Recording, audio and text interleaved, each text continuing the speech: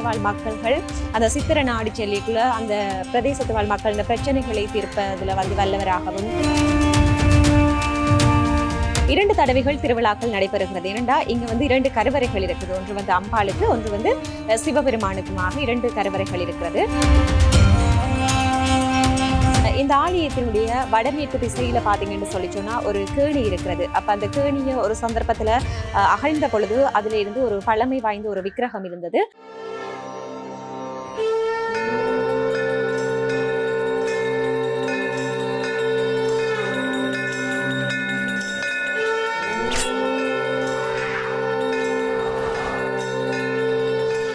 தரிசனம் தெரியுதே, நம் தீமையாவுமே விலகுதே.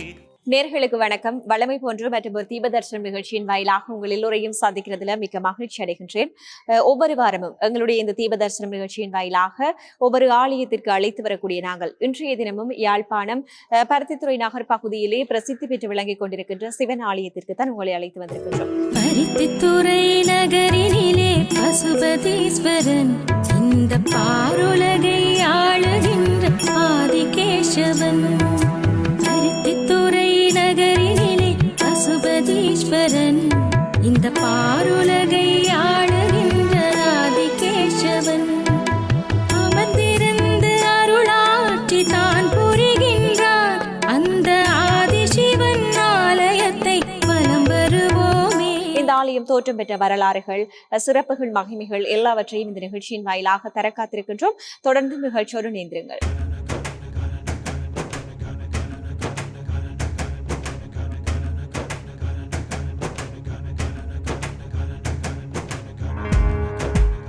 ஈழவள நாட்டின் சிரமென விளங்கும் யாழ்ப்பாணத்தில் வளம் தரு தொல்காப்பியமாம் வடமராட்சியில் மணியென திகழ் பருத்தித்துறை நகர் பகுதியில் கோவில் கொண்டெழுந்தருளியிருக்கும் ஆலயம்தான் புலோலி பர்வதவர்த்தனி சமேத பசுபதீஸ்வரர் பருத்தித்துறை சிவன் கோவிலாகும்.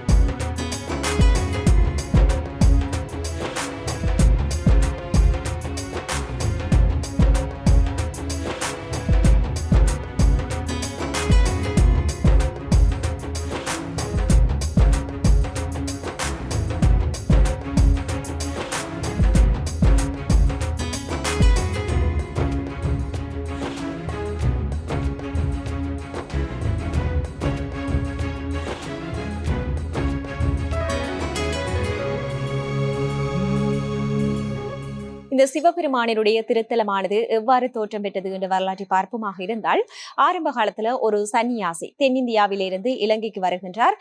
இலங்கைக்கு அவர் வருகின்ற சமயத்துல அவர் பிள்ளையார் மீது அதீத பக்தி சிரத்தையுடையவராக இருந்தார். அப்ப அவர் அங்கிருந்து வரைக்குள்ள ஒரு பிள்ளையாரினுடைய விக்கிரகத்தையும் வீரபத்ரருடைய விக்கிரகத்தையும் கருங்கல்லால செதுக்கி எடுத்துக்கொண்டு இவ்விடத்துல பிரதிஷ்டை செய்து பூஜை வழிபாடுகளை செய்து வந்தார். அப்படியாக இருக்க இந்த பிரதேசத்து வாழ் மக்கள்கள் அந்த சன்னியாசியை சித்தராகத்தான் கருதுகின்றார்கள். அப்ப சித்தர் பொதுவாகவே சமூக தொண்டு செய்பவராகவும் அதை தாண்டி பல அற்புதங்களை நிகழ்த்துபவராகவும் தான் சித்தர் இருப்பார். அப்படியாக இருக்கைக்குள்ள இந்த பிரதேசத்து வாழ் மக்கள்கள் அந்த சித்திர நாடு செல்லிக்குள்ள அந்த பிரதேசத்து வாழ் மக்கள் இந்த பிரச்சனைகளை தீர்ப்பதுல வல்லவராகவும் நோய்களை தீர்க்கிறதுல வல்லவராகவும் காணப்பட்டார். அப்ப இப்படியாக இருந்த சந்தர்ப்பத்துல ஒரு கணபதி பிள்ளை என்பவர் இந்த சித்தருக்கு அன்பராக இருந்தார். அப்ப அந்த அன்பர்கிட்ட இவர் சொல்றார், தான் சிவபெரு அடைகின்ற காலம் நெருங்கி வந்துட்டது, தான் சிவபெரு அடைந்தால் தனக்கு இதுல சமாதி ஒன்றை அமைத்து இவ்விடத்துல சிவபெருமானை பிரதிஷ்டை செய்து அதுக்கு பசுபதீஸ்வரர் என்ற பெயரை வைத்து வழிபடுங்கள் என்று சொல்லித்தான் அவர் மறைகிறார். அதற்கு பிற்பாடுதான் இவ்வாலயத்துல ஒரு சமாதியும் அடைத்து சிவபெருமானினுடைய விக்கிரகத்தையும் பிரதிஷ்டை செய்து வழிபாடாற்றி வருகின்றார்கள்.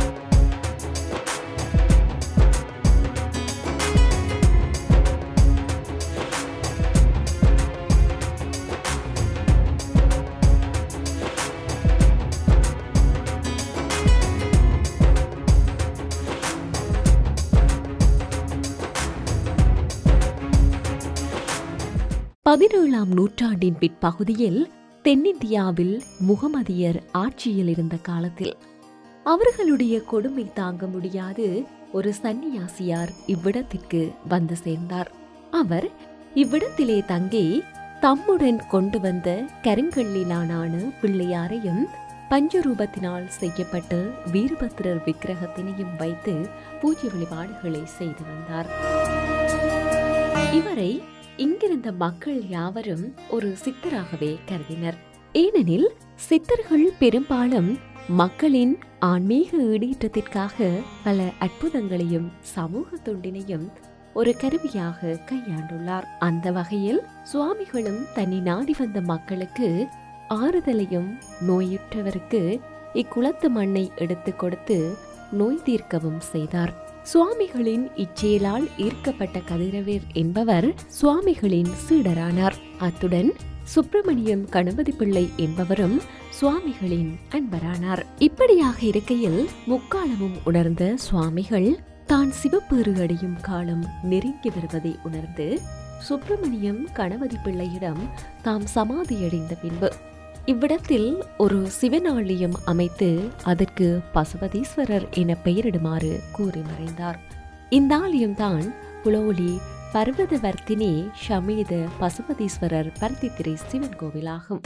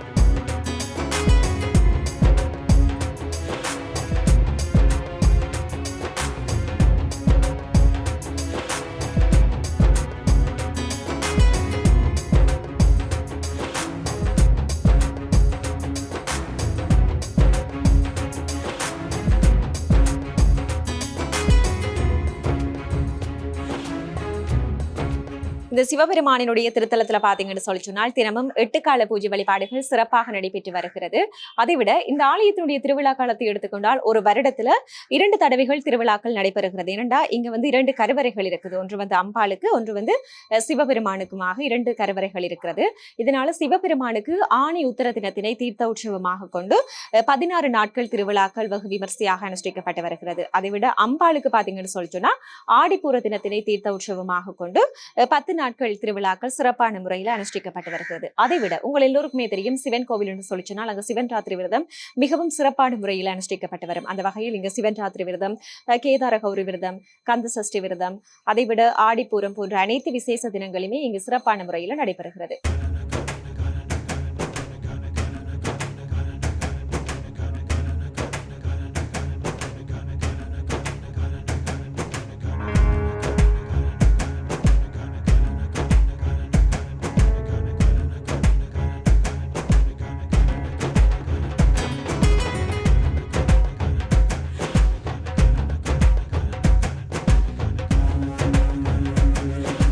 பர்வதவர்த்தினி ஷமேத பசுபதீஸ்வரர் பருத்தித்துறை சிவன் கோவிலில் தினமும் 8 கால பூஜை வழிபாடுகள் சிறப்பாக நடைபெற்று வருகிறது.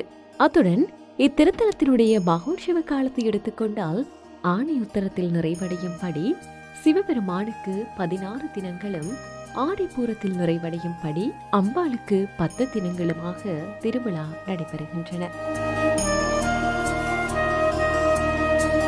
மேலும் இங்கு சிவன் ராத்திரி, நவராத்திரி, தைப்பூசம், கேதார கௌரி விரதம், திருவம்பாவை மற்றும் பிரதோஷ காலங்களிலும் கூட விசேடமான பூஜை வழிபாடுகள் நடைபெறுகிறது.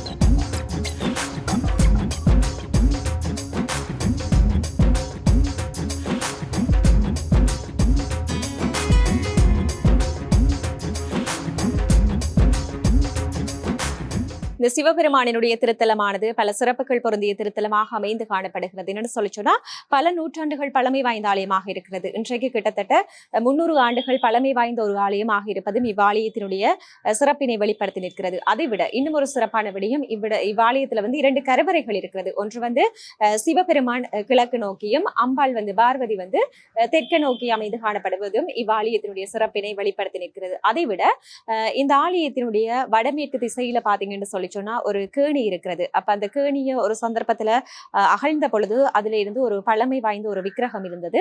இன்றைக்கும் கூட இந்த ஆலயத்துல அந்த விக்கிரகத்தை பிரதிஷ்டை செய்து வழிபாடாற்றி வருகின்றார்கள். இதுவும் இந்த சிவபெருமானினுடைய சிறப்பினை வெளிப்படுத்தி நிற்கிறது. அது மாத்திரம் இல்லாமல் இவ்வாலயத்துல பின்புறமாக மேற்கு திசையில இந்த சித்தருக்கு சமாதி அமைத்திருக்கின்றார்கள். அப்ப இதுக்கும் இந்த ஆலயத்தினுடைய சிறப்பினை வெளிப்படுத்தி நிற்கிறது.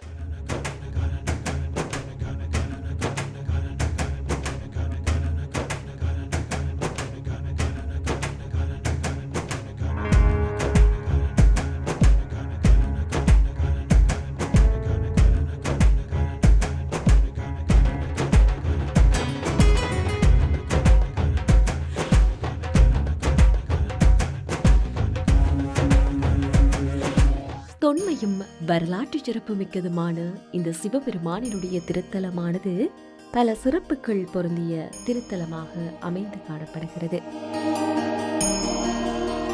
இவ்வாலயமானது இன்றைக்கு 300 ஆண்டுகள் பழமை வாய்ந்த ஆலயமாக காணப்படுகிறது.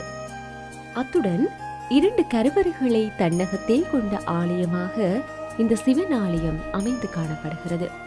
அதாவது இங்கு சிவபெருமானுக்கு கிழக்கு நோக்கிய கருவறையும், அம்பாளுக்கு தெற்கு நோக்கிய கருவறையுமாக 2 கருவறைகள் தன்னகத்தே கொண்டுள்ளது. அத்தோடு இவ்வாலயத்திற்கு பின்புறமாக 2ஆம் பிரகாரத்தில் மேற்கு புறமாக பிள்ளையார் விக்கிரகம் ஒன்றையும் மற்றும் அந்த சித்தரினுடைய சமாதியையும் பிரதிஷ்டை செய்து வழிபாடாற்றி வருகின்றார்கள். மேலும் இவ்வாலயத்திற்கு வடமேற்கு திசையில் ஒரு குளம் அமைந்து காணப்படுகிறது. அந்த குளத்தை அகழ்ந்து பார்த்த பொழுது அவற்றுள் பழமை வாய்ந்த விக்கிரகம் ஒன்றும் இந்த சிவன் ஆலயத்தை அமைப்பதற்கு உகந்த பணமும் இருந்ததாக கூறப்படுகிறது.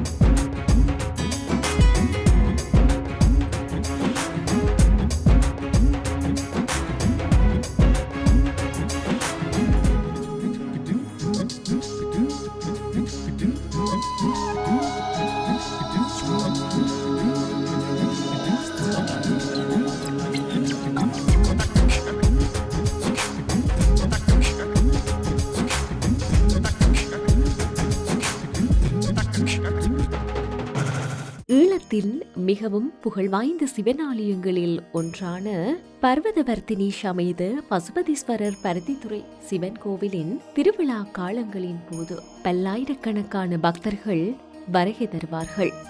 பருத்தித்துறை பகுதியில் ஒன்று திரண்டு சிவனைக் கண்டு ஆனந்தமடையும் காட்சி பார்ப்பதற்கே மெய்சிலிர்க்க வைக்கும் காட்சியாக காணப்படுகின்றது.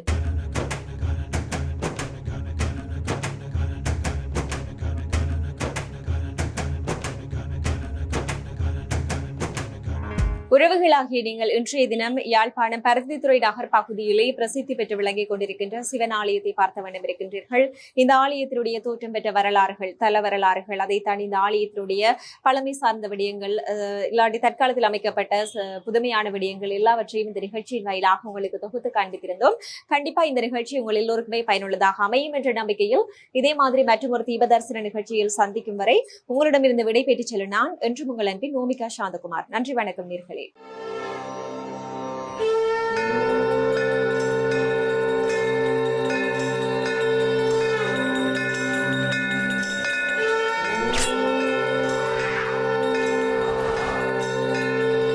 ஜீவதரிசனம் தெரியுதே நம் தீமையாவுமே விலகுதே.